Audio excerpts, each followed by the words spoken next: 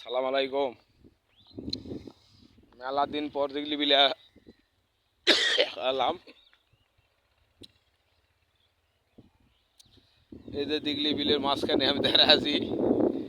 এটা হচ্ছে আস্থা বনগাঁও থেকে নেমে আসছে।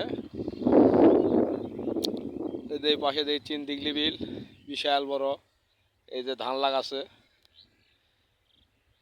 এই মাথার থেকে ওই মাথা হয়তো আপনারা উদ্দেশ্য পাবেন না। বিশাল বড় বিল, প্রচুর বড় বিল। আপনারা দেখেন ওই যে বিলের মাঝখানে একটা পুকুর দেখছেন। এই জায়গাতে আমরা মাছের চাষ করি, তাই আপনার কাছে আজকে ভিডিও দেখালাম।